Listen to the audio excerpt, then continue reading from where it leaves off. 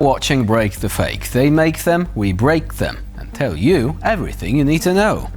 Russia's State Duma deputy Evgeny Fyodorov once again looked into the handbook of global conspiracies and announced a sensational discovery.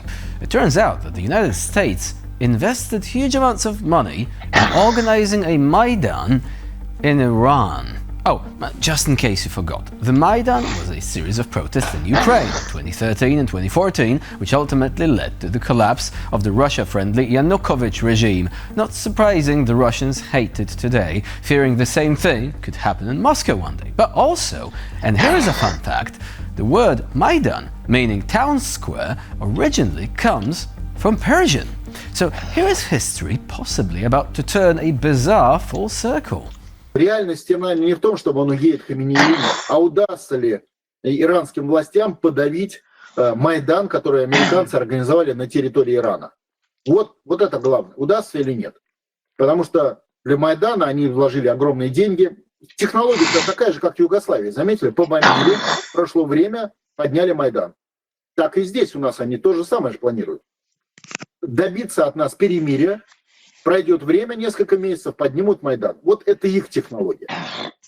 А наша технология – это мир. А мир возможен только на основе правовых оснований, о которых мы многократно говорили. Anyway, what is happening in Iran right now? Well, demonstrations that began due to the catastrophic economic situation have grown into large-scale anti-government protests across the country. The protests have been going on for more than 2 weeks, spreading to dozens of cities, from Tehran and Isfahan to provinces far from the center, with participants voicing not only economic demands, but also political ones, regime change, criticism of Supreme Leader Khamenei, and even calls for the restoration of the monarchy. The Iranian authorities responded with repression. Security forces used combat weapons, tear gas, and large-scale arrests, calling protesters rebels and enemies of the state. Moreover, the government has blocked the internet throughout the country, which makes it much harder for protesters to mobilize. Not that it's stopping them, though.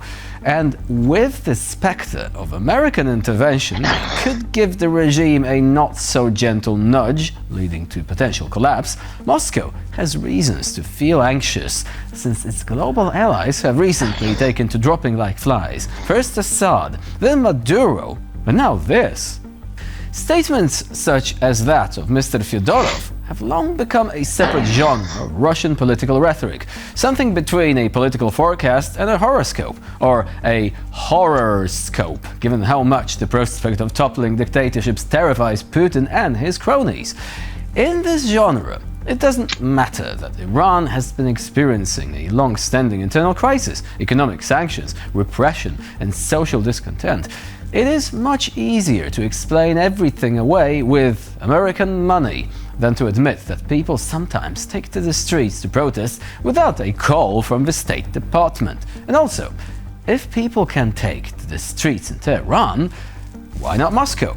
Today, it's mostly crickets from ordinary Russians who have been browbeaten into submission by the glorified KGB crew that rules the country. But who knows what tomorrow could bring? Remember Fight the Future, that X-Files movie from the late 90s? You see, from Moscow, Fight the Future isn't fiction at all. It's actual policy. The doors of the apocalypse have slammed shut on social media again. This time in the form of a video disguised as footage from a reputable Western outlet. The video, from the series All Is Lost Pack Your Bags apparently, convinces viewers that Poland, Germany and France have allegedly promised to return more than 40,000 men of draft age into Ukraine within 2 months. Why 40,000? Nobody knows. Maybe it's a tongue-in-cheek reference to Warhammer 40k. Don't ask me. Now, to add even more drama, the authors of the fake video used real footage of the meeting of the Coalition of the Willing in Paris on the 6th of January. But instead of the dialogue that actually went on there, they superimposed fictional text over the footage. So, as a result, we've got something like an emergency decision kind of thing, people talking about it, nobody asked for it, but it's all absolutely fake. Now, let's take a look at how far the Russians actually went to create this mystification. Poland, Germany, and France have pledged to return more than 40,000 conscripts to Ukraine within 2 months to perform military service. This is one of the points of the Declaration on Robust Security Guarantees for a Solid and Lasting Peace in Ukraine, signed on the 6th of January in Paris. This initiative serves to assist Ukraine in the staffing of its military forces. Experts recommend that Ukrainians who fear being caught up in the fighting leave Europe. This also applies to those who have families with children. Experts consider Asian countries with which Ukraine has not yet signed any agreements to be the optimal direction. Now look, in reality, there have been no official statements, decisions or agreements between Ukraine and EU countries regarding the forced return of 40,000 people in 2 months. This supposed measure is nowhere to be found in government documents, political statements, or, and this is particularly unfortunate for the video's authors, in the Western media, whose style they so diligently tried to imitate. Information security experts emphasize that such videos are part of Russia's hybrid warfare. Its goals are quite transparent: to scare Ukrainians living abroad, to cause discord between Ukraine and its European partners, and to create the impression that Europe is about to betray everyone. In other words, it's the classic combination of fear, mistrust, and a dash of panic. Just the kind of content you would slot between cat videos and cooking tutorials. Continuing with the topic of another blood-curdling sensation, but only until critical thinking actually kicks in. This time a fabricated news story designed to look like it came from Euronews is circulating online, claiming that Ukrainian children are being subjected to mass sexual harassment in European schools.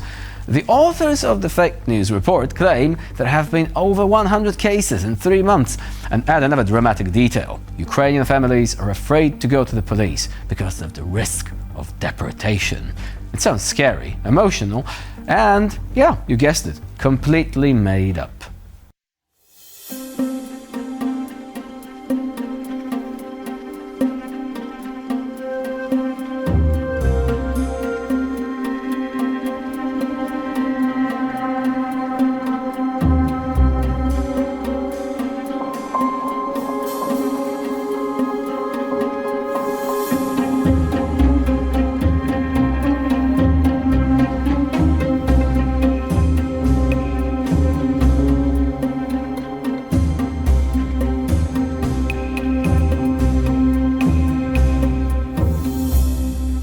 Alright, so let's start with a simple fact. There is no such publication on the official Euronews website. It is not available in other reputable European media outlets either. There are no confirmed figures, no statements from the police, and no comments from educational authorities. The pattern is painfully similar and painfully familiar, you see. They pick the most emotional topic, namely kids. Then they throw in some made-up stats that sound serious but don't have any basis in fact. Next, an appeal is made to an authoritative brand, in this case Euronews, whose logo is used as a decorative element. And finally, there is a hint that Ukrainians in Europe are disenfranchised, intimidated, and about to be left alone with all the horror. Now, in the end, this story proves one simple thing. When there are no arguments, fear, children, and a fake logo of a well-known media outlet will do the trick, at least for some. Russian propaganda does not convince, it frightens. It does not prove anything, it pushes emotional horror stories designed to cause panic and loss of trust. Information warfare is Russia's bread and butter, you see, and this is simply yet another example of a genre nobody enjoys, but everyone has to endure anyway. And with this, we conclude this edition of Break the Fake. Please stay with us here on TVP World for more latest news and updates.